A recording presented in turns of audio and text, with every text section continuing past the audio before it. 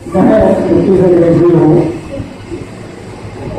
भाई साहब वैसे उड़ीसा से हैं, इनके बड़े भाई साहब उड़ीसा में बीजेपी के अध्यक्ष रहे और अपोजिशन के लीडर रहे। प्रेमराज कुंवर इनका नाम है। ये डिप्टी सेक्रेटरी फरवरी में रिटायर हुए।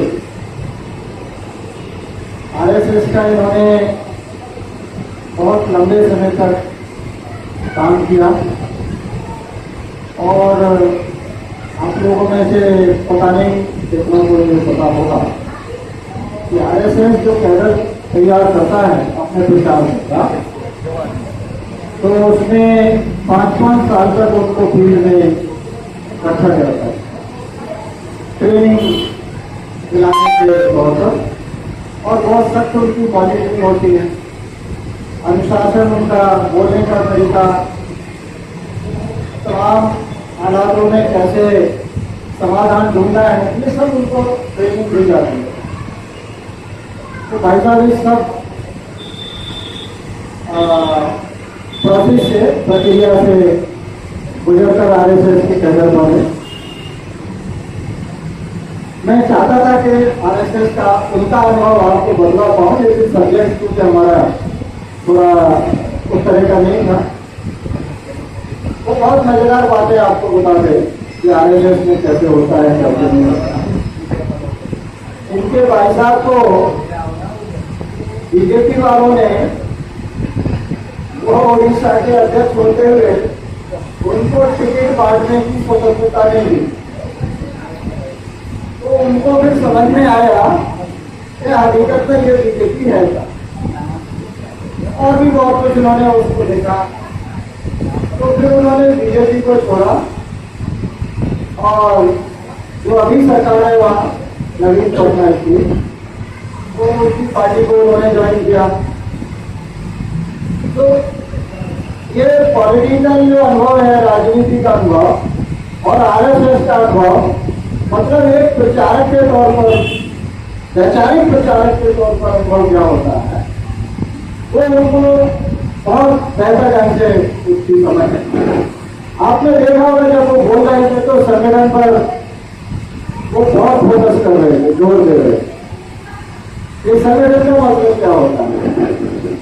अभी हमारे यहाँ लोग कम है, तो यही ऐसी मान्यता है कि मेरठ में कर्मचारियों की कोई समस्या नहीं। अगर मेरठ का SC/ST OBC या माइनॉरिटी कल ये मेरे से बोलेगा तो मैं उसको स्पष्ट बोलूंगा कि आप लोगों की कोई समस्या नहीं है, बेकार का नाटक करते हो, नौटंकी करते हो, तुम्हारा कोई समस्या वाला चर्चा ही नहीं। हाँ, जहाँ है वहाँ होगी तो वहाँ हम देखेंगे। तो मेरठ में मैंने जो प्रोग्राम दिया था, क्योंकि मैं बिजनौर में नहीं जा सकता था, बिजनौर के समय पर ही नागपुर में संगोष्ठी थी, तो इसलिए मैंने कहा कि बिजनौर के साथ वेस्टर्न यूपी में मैं एक प्रोग्राम देता हूँ और आप लोग उसमें कोशिश करो कि तकरीबन, क्योंकि ये संगोष्ठी है जो 200 से ज्यादा लोग नहीं होने चाहिए। संगोष्ठी मनोरंजन के लिए नहीं होती। संगोष्ठी किसके लिए होती है? संगोष्ठी दिमागी कसरत कराने के लिए होती है। संगोष्ठी में मैं आपको मुस्कुराने के लिए मौका दे सकता हूँ, थोड़ा बहुत हंसाने के लिए, लेकिन मेरी पूरी कोशिश हर वक्त की जो समझता है संगोष्ठी का है, वो यही रहती है कि दिमाग पर लगातार दबाव बनाते रहता है। हमारी जो समस्या है समाज की, खासतौर से कर्मचारियों की, वो ये है कि हम दिमागी कसरत से बहुत डरते हैं। जहां दिमागी कसरत के लिए हमको बुलाया जाता है वहां से भाग खड़े होते हैं। तो वहां कौन रह जाते हैं? वहां वो रह जाते हैं जिनको हम कैडर बोलते हैं, जिनको बुलाकर हम ट्रेनिंग देते रहते हैं, जिनको बुलाकर हम प्रशिक्षण देते रहते हैं। तो उनमें से लोग जो निकलते हैं वही फिर दिमागी कसरत के हकदार बन पाते हैं, वही दिमागी कसरत की हैसियत पैदा करता है। तो दिमागी कसरत की आदत हमारे लोगों की भी नहीं थी। मुझे नहीं पता आपके यहाँ कितने उनके हमारे दिमागी कसरत करने वाले थे, मेरे यहाँ तो नहीं। अगर उनको रामलीला में, नौटंकी में और क्या जागरण हो रहा है इधर आपके यहाँ नहीं होता, मुझे नहीं पता, जागरण में आप रख दो कोई भी, और उनके पसंदीदा जो गाने बजाने वाले होते थे, अगर उनको पता चल जाए कि फलाना गांव की मंडली आ रही होगी, और फिर देखो उनको रात में नींद नहीं आएगी ना आपको सोने देंगे, चलो देखकर जाते और वहां जाके फंस जाएंगे। फिर आप दूसरे दिन मुझे क्या समझ में आया, अरे समझने के लिए तो नहीं गए थे, वो तो हम मजा लेने के लिए गए। किसका मजा? एक डांस का मजा है, एक गाने का मजा है, एक संगीत का, लेकिन गए थे मजा लेने के लिए। वो दिमाग में क्या लेकर के आए इसलिए नहीं गए। तो दिमागी कसरत की आदत हमारे पुरखों की नहीं थी, तो एक पीढ़ी को अभी चल रही, अभी इतनी जल्दी तो आदत बढ़ गई थी, और हम संगठन में रहे दिमागी कसरत कराने के लिए। तो हम ये जानते हैं कि लोग इतनी आसानी से दिमागी कसरत के लिए नहीं आने वाले। नेताओं के पास जाते लोग, रैलियों में भी जाते, वह दिमाग का तो मसला होता ही नहीं, वो क्या बोल रहा है क्या नहीं बोल रहा है, उसमें दूसरी पार्टी के नेता को गाली दी, उसको मजा आ रहा है, क्योंकि वो उस पार्टी का समर्थक, उसको अच्छा लगेगा, मजा आएगा। समझ उसको कुछ नहीं आता, वो वापस आ जाए, तुम उसको पूछो भाई क्या समझ के आए हो, बड़ी भीड़ थी, ये समझते आए हो कि बड़ी भीड़ थी, ये समझने के लिए कहते हैं बड़ी भीड़ थी। भाई जो वहां कुछ बोला गया होगा, स्टेज से समझाया गया होगा, वो कुछ समझ के आए होगा, हमें भी समझाओ, हम भी समझ लेते हैं, लेकिन वो हमें समझ नहीं आता, इतना शोर था, इतना होगा, सुनाई नहीं देता। तो ये हमारी इतनी जल्दी आदत बदलने वाली नहीं।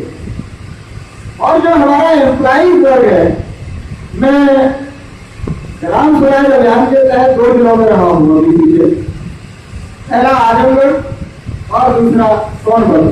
आपको मालूम है सोनभद्र जो जिला है हमारे देश का 11वां सबसे बैकवर्ड जिला।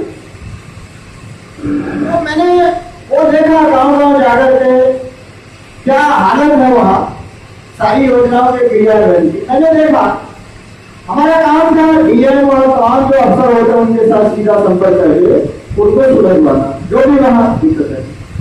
तो मैंने वहां देखा एक मीटिंग भी मैंने वहां बुलाई, हमारे साथी अपने बाप से थे, तो मैंने उनको बोला तो 60-70 लोग नहीं करते। तो वो गाँव जाकर के जब मैंने देखा तो जितनी गद्दारी ब्राह्मण कर रहा है टीचर, उतना ही शेड्यूल कास्ट का कर रहा है, उतनी एससी का कर रहा है, उतना ही ओबीसी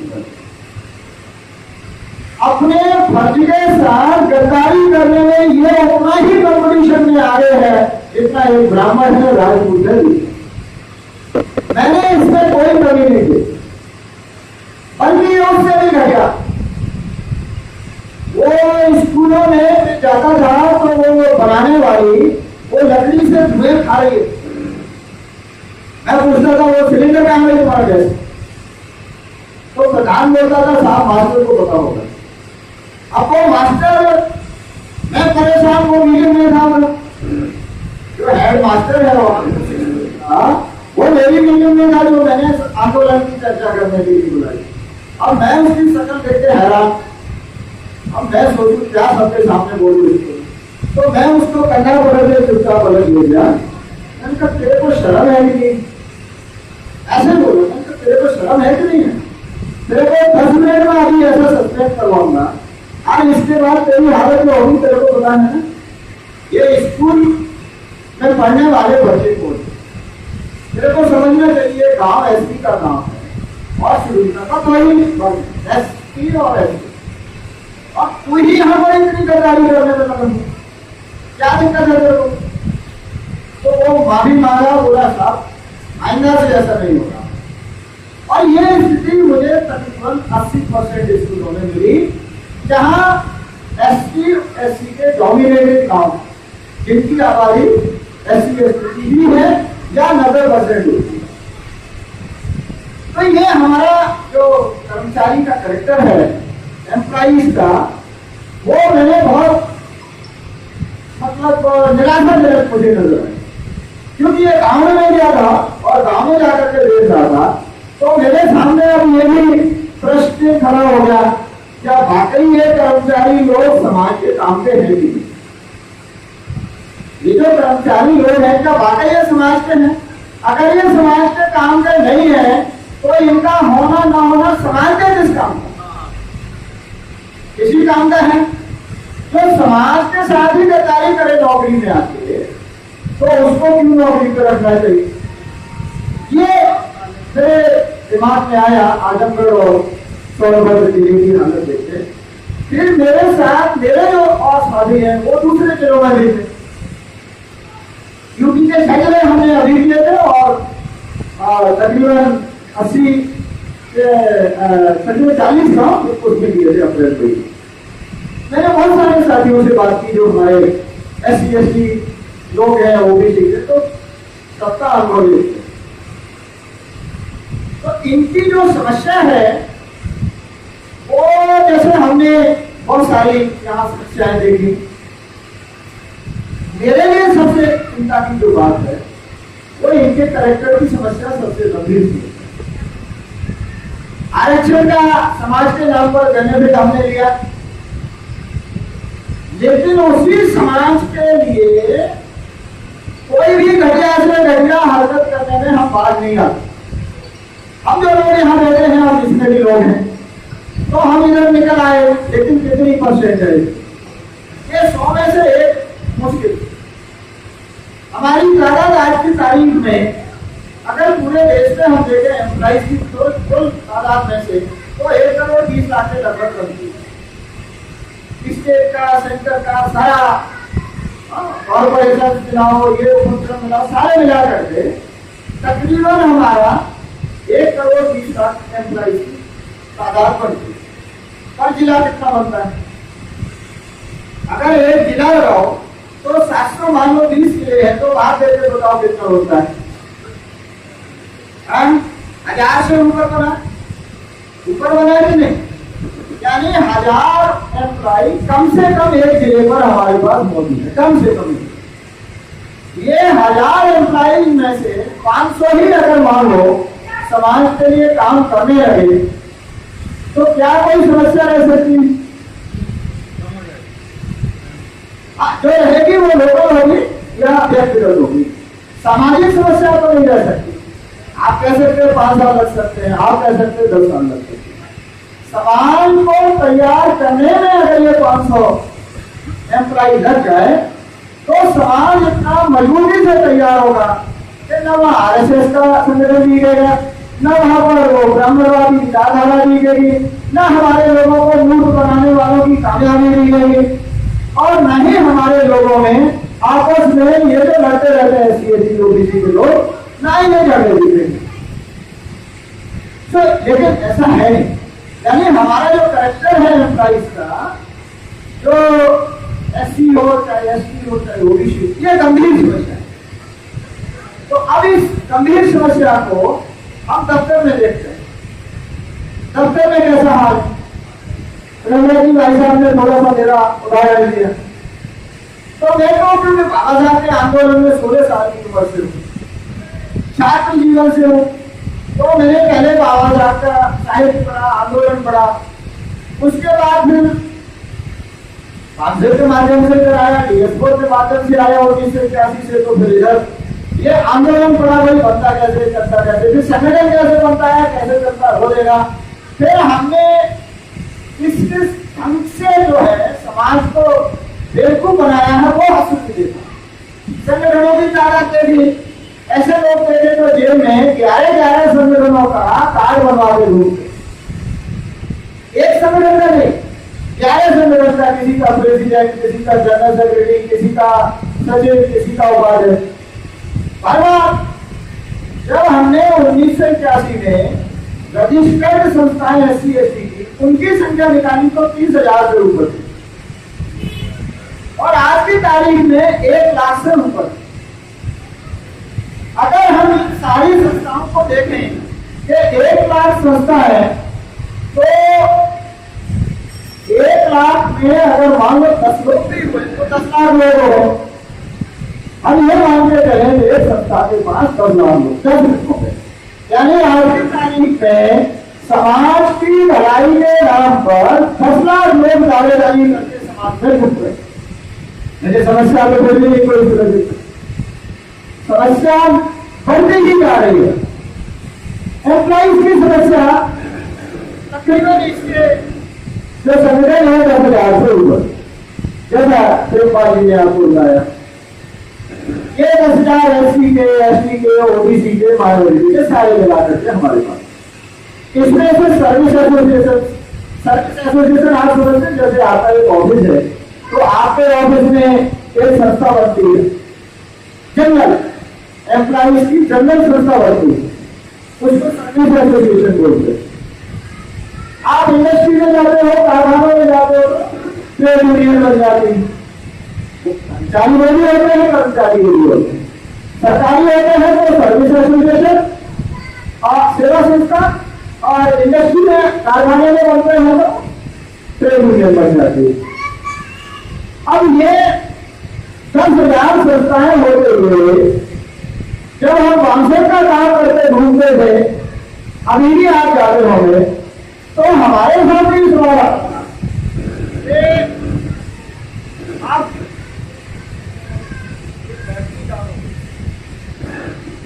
तो वो ये सवाल आता था कि भाई आप एम्प्लॉइज की संस्था हो, कर्मचारियों की संस्था हो, कर्मचारियों के लिए कुछ नहीं करते। तो वांसर जैसे आपको मालूम है वो कर्मचारियों के लिए कर्मचारियों ने बनाई है, कर्मचारियों के द्वारा बनाई है, पर कर्मचारियों के लिए नहीं बनाई। वो कर्मचारियों से समाज के लिए त्याग कराने के लिए बनाई कि कर्मचारियों में समाज के प्रति त्याग भावना हो और कर्मचारी समाज के प्रति त्याग करे, समाज के लिए काम करे, समाज के लिए बिना किसी स्वार्थ के अपना जो भी साधन है उसको लगाए। तो हमने कहा ठीक है चलो ये भी करते हैं, और एमके के हम आ गया मूल्यवासी कर्मचारी कल्याण माफ। तो हमने मूल्यवासी कर्मचारी कल्याण संघ के माध्यम से सुप्रीम कोर्ट में पहला काम यह किया कि तमाम हाई कोर्ट ने आरक्षण के खिलाफ पूर्व में आरक्षण के खिलाफ जजमेंट दे दिए थे। तो वो जैसे ही 2016 में आया, इधर देखो कभी गुजरात का, यूपी का, क्या महाराष्ट्र का, जिधर से देखो सारे हाई कोर्ट जो है वो प्रमोशन में आरक्षण के खिलाफ जजमेंट दे रहे। तो क्या करना है भाई,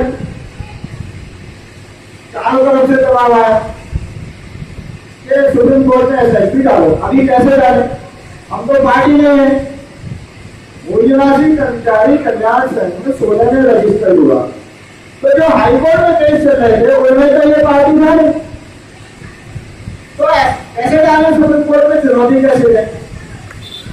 तो वो जैसे भी किया, हमने चौहान साहब से बातचीत की तो उन्होंने कहा अफेक्टिव पार्टी करके इसको डाल दे। अब मूल्यवासी कर्मचारी कल्याण महासंघ में SC ST का है नहीं केवल, उसमें OBC भी है, उसमें माइनॉरिटी भी।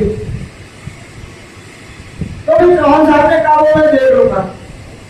ठीक है साहब, चौहान साहब ने बराबर वो किया और हमने सुप्रीम कोर्ट में वो हाईकोर्ट के जजमेंट को चुनौती दे करके वो SIP डाल दी, जिसकी करीब प्रेमपाल जी ने बोला कि कई तारीखें हो चुकी हैं और कल 1 तारीख है। अभी वो मुद्दा क्या है, वो जो मुद्दा है प्रमोशन में आरक्षण का, नागराज का केस है, उसने सुप्रीम कोर्ट ने कहा कि भाई ये 3 कंडीशन पूरी होनी तभी आप प्रमोशन में आरक्षण दे सकते हो, कोई भी सरकार चाहे राशि दे सकेगी। अब वो जो है वो गलत है, क्योंकि संविधान में ऐसी कोई कंडीशन नहीं है। और जो लिस्ट बनती है, चाहे शेड्यूल कास्ट की बने, SC की बने, OBC की बने, उसमें सामाजिक पिछड़ापन, शैक्षिक पिछड़ापन रहता है। तो इस बात का भाई कौन सा पिछड़ापन चाहिए आपको। दूसरा, आनुपातिक प्रतिनिधित्व है कि नहीं, उचित जो प्रतिनिधित्व है तो भैया रोस्टर लागू हो गया। पोस्ट बेस्ड रोस्टर है, अगर पोस्ट बेस्ड रोस्टर है तो उसमें ज्यादा तो हो नहीं सकता। पोस्ट बेस्ड रोस्टर में, पद आधारित रोस्टर में ज्यादा प्रतिनिधित्व नहीं हो सकता, वो उतना ही रहेगा किसका जितना है। ओबीसी का 27 है तो 27 ही है, एससी का 15 है 15 है ना, एससी का 7.5 है ना, सेंटर का बता रहा हूँ, इसका आपको मालूम होगा। तो अब पोस्ट बेस्ड रोस्टर में ज्यादा नहीं हो सकता, तो फिर कौन से प्रतिनिधित्व की बात आप कह रहे हो। अब तीसरी बात आपकी एडमिनिस्ट्रेटिव क्षमता, प्रशासनिक क्षमता, ये तीनों मुद्दे, जैसे भाई साहब ने बताया मैं जब एमपी बना, सहकारिता संघ है भारत पूरे राष्ट्रीय स्तर का, तो वो इतना था कि सारी अब तक की जितनी हालात जंग लग चुकी थी वो मैंने साथी और नए तो एकदम आगे बढ़ते रहते बेटा। भाई साहब उसके चीफ विजिलेंस ऑफिसर थे, तो हम दोनों ने मिलकर के वो करके उसका किया, कायाकल्प किया। अब वो हमारा कोई आदमी मान लीजिए डीएम बना, एसपी बना, बता रहे वो उसकी जगह जो अनरिजर्व डीएम था उसने कितने तीर मारे थे, आगे रिजर्व वाले ने कितने मारे। आप देश में सर्वे कराओ, हमारे प्रधानमंत्री ने विज्ञान भवन में ये मैरिट वालों की जमकर दुनिया उड़ाई आई है, और उसने पूरे देश में जो डिस्ट्रिक्ट कलेक्टर या डिस्ट्रिक्ट मजिस्ट्रेट को अच्छा काम करने का जो इनाम मिला, एक भी जनरल कैटेगरी का नहीं, एक पहली पोजीशन पे आया एसटी, दूसरी पोजीशन पे आया एसटी, तीसरी पे आया शेड्यूल कास्ट, चौथी पांचवी पे आया ओबीसी, और उसके बाद का एक मुस्लिम। मतलब देश के 650 डिस्ट्रिक्ट कलेक्टर या डीएम जो आईएएस थे और नॉन आईएएस, उनका उन्होंने आकलन किया कितने तीर मारते हैं ये, तो वो कुछ प्रधानमंत्री का उदाहरण मौजूद है, उसके नीचे का हम क्या दे। फिर भी आप बताओ जितनी रिपोर्ट आज तक सरकार की आई है उनमें बताओ कि रिजर्व कैटेगरी वाले की जो क्षमता है वो कहां कम है। अभी रेलवे का आपको पता होगा 2016 में एक मिसिसिपी यूनिवर्सिटी से और हमारे यहाँ की इंद्राणी मुखर्जी वो कोई भी उसका वो स्टडी कराया, तो ये बताया कि ओबीसी का रिजर्वेशन लागू होने के बाद रेलवे की क्षमता में 5 गुना वृद्धि हुई है। कहा क्षमता मतलब पहले SC/ST का था, तो हम कह सकते हैं 15% 70% जो भी लोग रहे होंगे रिजर्व कैटेगरी। ओबीसी का आया तो बढ़ा, तो जैसे जैसे ओबीसी आया होगा वैसे वैसे रेलवे की जो कार्य क्षमता है एम्प्लॉइज की उसमें 5 गुना वृद्धि हुई है। ये रिपोर्ट है जो हमारे मिसिसिपी के यूनिवर्सिटी के लोगों ने बना करके दी। अगर यहाँ का कोई ब्राह्मण बनाता दूसरा बनाता तो कोई और रिपोर्ट देता, तो ये क्षमता का और तुम बताओगे तुम करावे इसमें आधे रिजर्व कैटेगरी पे रखो उस कंडीशन में या स्टेटिंग ग्रुप में आधे जनरल में रख लो, देखते हैं क्या रिपोर्ट आती है। तो ये 3 मुद्दे जो है वो नागराज के ने उठाए और उठा करके वो सारा रिजर्वेशन स्टॉप कर दिया रोक दिया। अब जब तक वो 5 जजेस का जजमेंट जो है पलटेगा नहीं तब तक हालात यही रहने वाले। 5 जज का कौन पलट सकता है? 7 का हो, 9 का हो, 11 का हो, 13 का, मतलब 5 से ज्यादा का चाहिए।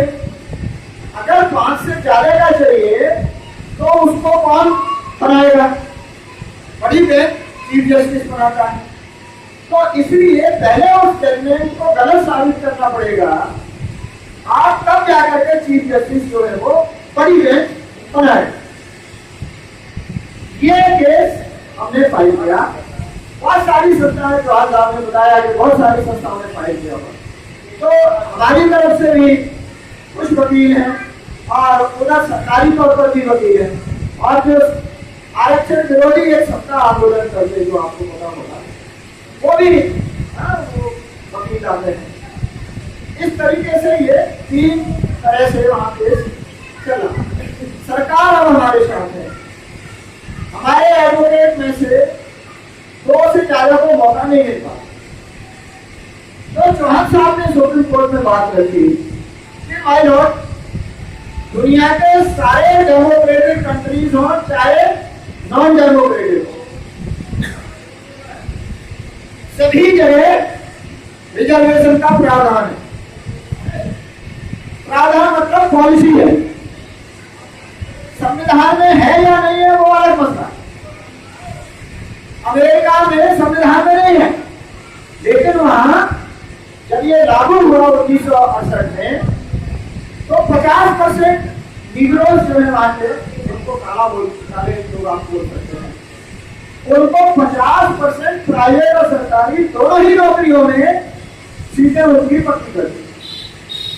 और वहां की जो फेडरल कोर्ट है, जिसको हम सुप्रीम कोर्ट बोलते हैं, तो वहां की फेडरल कोर्ट ने यह जजमेंट दिया कि जब तक इनका उनकी जो आबादी है वो तकरीबन वहां 22% या इसके आसपास है, तो बोले जब तक इनका परसेंटेज इतना नहीं हो जाता तब तक ये 50 रहे। वहां किसी ने विरोध नहीं किया, अमेरिका में किसी ने विरोध नहीं किया, क्योंकि वो लोग न्याय के महत्व को समझते हैं। उनको पता है कि सबके साथ न्याय होना चाहिए। हमारे यहाँ हालात क्या है, 52% ओबीसी को 27 किया तो पूरे देश ने शोर मचा दिया। आगे ओबीसी कितनी मनोरंजक जमात है, जो इनके खिलाफ थी उन्हीं के कोर्ट में जाकर के ये बैठा अभी भी बोला। आपने वो महेंद्र कुमार है बौलानी से व्यक्ति, अभी लोकसभा में उसने भाषण दिया, सुना आपने? सुना?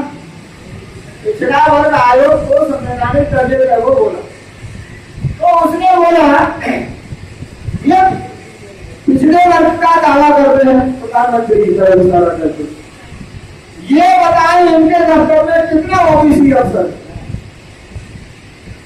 इनके मंत्री परिषद में ये बताएं कितना ओबीसी कैबिनेट मिनिस्टर, इनके सचिवालय मतलब जो जितने मंत्रालय हैं उसमें मिलाकर के सचिवालय बनता है, ये बताएं कितने सचिव ओबीसी हैं, कितने अतिरिक्त सचिव ओबीसी है, कितने संयुक्त सचिव ओबीसी है, कितने डायरेक्टर ओबीसी है। ये ओबीसी का दावा कर रहे हैं या ओबीसी के साथ धोखा दे रहे हैं सरकारी जो भी है, वो आपका वो व्हाट्सएप पर वो गाली हुई होगी।